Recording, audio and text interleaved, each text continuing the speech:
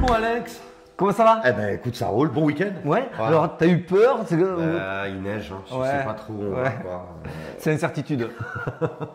Voilà, bienvenue chez nous, bienvenue chez les tontons, ravi de vous retrouver. Bonjour à vous tous. Une petite cloche pour ne rien rater, nous suivre, n'oubliez pas, il y a des bons dossiers qui vont suivre.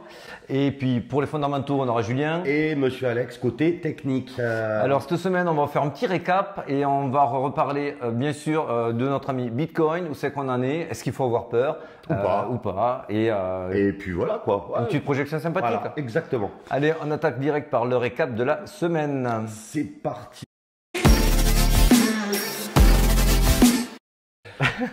Toujours pour Phil, hein. C'est toujours cadeau pour lui. Phil, Ah si ouais, tu nous... si tu nous suis, bon bah. Non, XTX, alors il y a SSV. STX, Stax. Lui, bon, il a plutôt une, pas mal. oui, il a une vraie légitimité. C'est un facilitateur pour la blockchain Bitcoin, exactement, avec des smart contracts, des applications décentralisées. Donc oui. C'est un bon projet, bon, qui est parti vraiment en flèche. Donc j'aime pas trop. Xem, ça va vite, hein. je connaissais pas. Moi, je vais être franc. Moi non plus. SSV, bon bah c'est juste de stacking sur Ether 2.0. Bon. Oui, voilà, c'est très bien. ce qu'ils appellent un service de jalonnement Voilà. pour dispatcher les clés. Bon, c'est utile, mais bon, c'est pareil. Et sinon, on est dans un espèce de petit rouge, dans les moins 10, en gros. Voilà, à peu près. Dans l'actu, qu'est-ce qu'on a vu? Ah ben on a vu que Solana, tu t'es réveillé pendant le week-end. Putain, Solana deuxième fois. Ne les attaque pas, on va perdre des abonnés là. Non, mais Solana, non, mais c'est vrai que Solana, ça commence un peu à faire. Hein. Non, Solana c'est un bon projet, mais il y a toujours encore des petits bugs à régler. Alors moi j'ai bien aimé Colombie, le petit tribunal qui a été fait dans le métaverse de Meta. Première fois, on n'en parlait pas. J'ai eu peur quand tu m'as dit Colombie, je me suis dit tu vas me faire une palmade encore. Non, mais voilà, donc bon, ça n'a pas plu forcément, on va dire, aux gens, parce que bon, ils trouvent ça pas très légitime.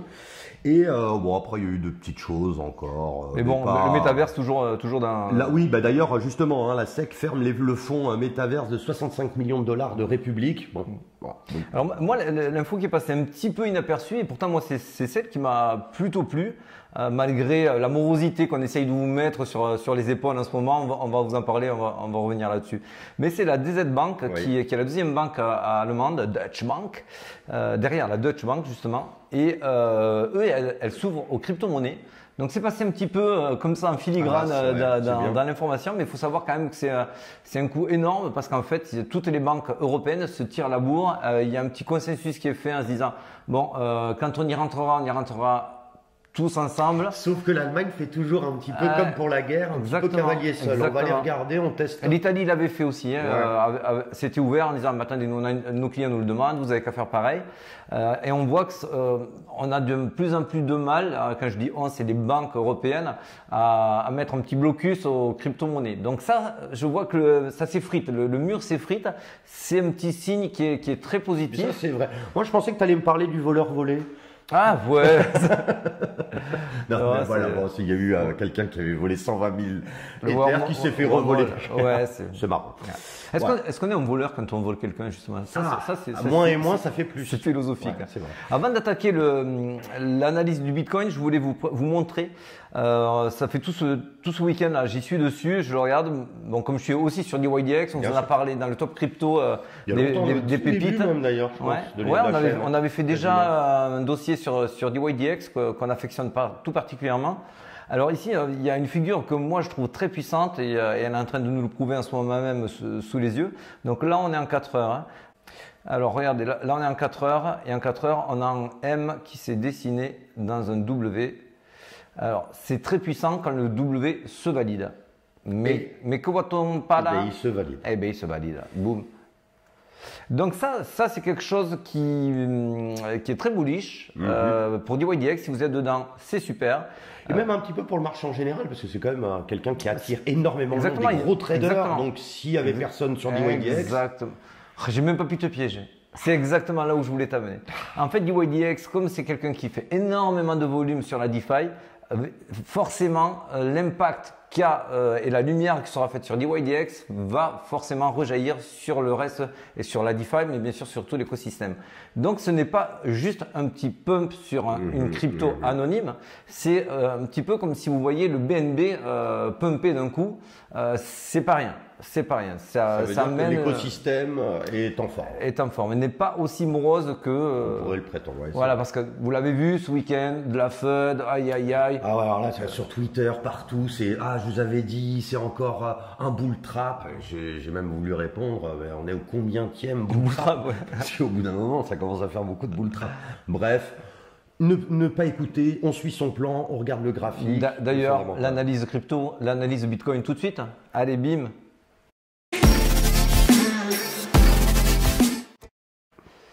Alors tout d'abord, je voulais commencer par ce petit graphique que vous avez sur. D'ailleurs, je vous invite à nous suivre sur le Twitter. Donc c'est #TontonCrypto que je vous mets là-haut. Tac tac. Ça a été publié le 21 février. 21 février, donc c'était il y a une semaine quasiment. On cassait le fameux triangle, c'est une figure chartiste pour ceux qui connaissent, assez efficace, où 3 fois sur 4, on casse aux 2 tiers ou aux 3 quarts de la formation. Vous voyez, la formation n'est pas allée jusqu'au bout, donc c'est dans ces environs-là qu'on casse. Effectivement, la cassure a été faite. On était ici sur un support en plus de Fibonacci. On a cassé le support. Donc, il était évident qu'il y avait des stop loss à venir chercher ici. Il y avait une zone d'imbalance. Et là, je ne l'ai pas marqué. Je l'avais mis sur un autre poste où il y avait en plus un trou dans la value qui était assez conséquent. Donc, tout était réuni effectivement pour qu'on y aille. Et là, je vous le mets. Qu'est-ce que ça fait? Bim, on y est dedans. D'ailleurs, maintenant, je vous la supprime. Elle n'est plus valable, cette zone. Si on est totalement honnête, il reste encore, vous voyez, ce vert qui est en dessous, c'est encore des zones d'imbalance. Moi, je ne vous cache pas que j'avais mis des ordres sur la zone en haut, comme on l'avait dit sur Twitter, et beaucoup plus ici sur la zone autour des 22,500. Donc, de 22,200 à 22,500, j'avais mis pas mal d'ordres. Est-ce qu'on va y aller? Rien n'est moins sûr. Je vous aurais dit que c'est bien plus probable ce week-end parce qu'on voyait que beaucoup d'informations de FUD étaient faites pour pousser le marché vers le bas, faire paniquer les gens. D'ailleurs, on l'a vu sur Twitter. Albert, ils s'en sont donnés à 15 jours ce week-end. Il n'y avait que des messages BER. En plus, ce qu'on ne sait pas, c'est qu'en fait, on est un petit peu à l'équilibre, quoi. On est en dump zone, donc il n'y a pas besoin d'avoir non plus. Là, on le voit très bien. Vous voyez la zone rose en bas et la zone verte en haut. On est à peu près au milieu, enfin pas au milieu, mais bon, enfin on est dans cette zone. On est dans cette zone et on est en train d'en sortir d'ailleurs vers le haut. C'est le Fibonacci. Donc le Fibonacci, là, on rentre dans une zone de distribution. Qui est entre 22 800 et 24 400. Ça, c'est une zone de distribution. Si on s'y installe et qu'on passe dans la zone verte, c'est super bullish. Alors, voilà, les 3 possibilités, je vais vous les dessiner. Donc là, il y en a une, à l'heure où on vous parle, qui est en train de se dessiner. C'était la solution 1, c'était W qui nous amène vers le haut. Ça, c'est bullish. Ça, c'était le plan 1. Le plan 2, c'était on fait du M et on va chercher. Et on repart à la cave. Exactement, dans la zone d'imbalance comme on l'avait prévu. Ça, c'était le plan 2. Et le plan 3, c'était le pire, mais pas le moins bénéficiaire. C'était on va carrément sous la zone et on s'installe sous la zone comme ceci. Oui, ça, c'est pas bon. Ça, c'est vrai que c'est pas bon. Voilà, ça, c'est ce qu'on n'aurait pas aimé voir. C'était le pire scénario qui nous aurait obligé à invalider la tendance haussière, alors qu'on n'a aucune donnée et aucun élément aujourd'hui pour nous dire que c'est baissier. Ben oui, tu as tout à fait raison, parce que c'est vrai qu'on parlait, alors, côté Fed, il y a eu beaucoup d'annonces la semaine dernière, c'était soi-disant un tremblement de terre. En fait, les chiffres sont classiques, simples, il n'y a rien de spécial. Enfin, une petite baisse, limite, c'est bon. C'est baissier un petit peu, mais c'est rien de spécial. C'était pas un cataclysme. Non. Donc voilà, en plus il n'y a rien qui vient cette semaine. On vous le dit d'ailleurs souvent, faites attention aux annonces de la Fed, les whales et tous les gros portefeuilles ne traitent pas juste sur une annonce mensuelle d'un jobless, Oui, ça c'est sûr. Voilà, c'est au minimum sur un trimestre que vous allez voir du travail sur des données et que ça va être pricé sur les marchés. Donc, la seule chose que ça va faire, c'est ce que nous on vous marquez sur Twitter. Attention aux annonces, vous allez avoir de la volatilité, il va y avoir des chasses au stop. Donc, il faut être juste prudent là-dessus, pas paniquer quand on a des annonces. Moi, je vois même, par exemple, pour les taux, vous savez ce que je vois? Je vois que ça, ils vont les faire remonter exprès pour les faire vraiment tomber en disant, vous avez vu ce qu'on a fait, c'est quand même beau. Et en fait, on sera revenu quasiment à l'équilibre, un petit peu en dessous. Exactement. On n'aura rien fait de spécial. Alors là, du coup, c'est quoi les objectifs cette semaine? Cette semaine, si on arrive à s'affranchir des 24 000, on peut très vite aller retester dans la semaine le haut du range. Est-ce qu'on va le casser? Ça va dépendre des volumes, s'ils reviennent ou pas. En tout cas, ne soyez pas surpris, même si on revient dans cette zone ici que je vais vous tracer. Voilà, dans cette zone, ne soyez pas inquiets si jamais on revient quand même dans cette zone. Vous voyez ici, vous avez un trou dans la… Il y a des sous-sous à aller chercher un peu. Il y a des sous à aller chercher, il y a de l'imbalance, il y a un trou dans la value. Donc les trous dans la value, pour ceux qui ne savent pas, c'est le marché a très peu fait de volume sur ces plages-là. Donc les marchés sont très attirés pour revenir combler ces trous. C'est de la mathématique et ça se révèle souvent être le cas. Voilà, pour bouger le marché, s'il y a un trou dans la value, ça veut dire que c'est beaucoup plus facile dans ces trous que quand il y a d'énormes volumes où là, il faut quand même beaucoup d'argent. Mais là où je reste quand même optimiste sur le fait qu'on n'y aille pas, ou en tout cas pas de suite dans cette zone-là, c'est que si vous regardez les liquidations, les liquidations, le gros, tu vois quand même que le gros des liquidations, on est sur du 24 jusqu'à 25. Là, il y a des gros pics de liquidité. On doit peut-être mieux les voir ici.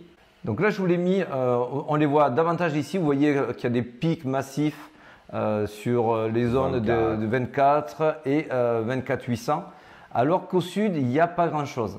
Donc, est-ce qu'on va aller dans cette fameuse zone d'imbalance ici? Rien n'est moins sûr pour l'instant. En tout cas, si on y va, ne paniquez pas. Ça sera toujours une récupération de liquidité, car je vous le redis, j'insiste et je vais être même lourd avec ça.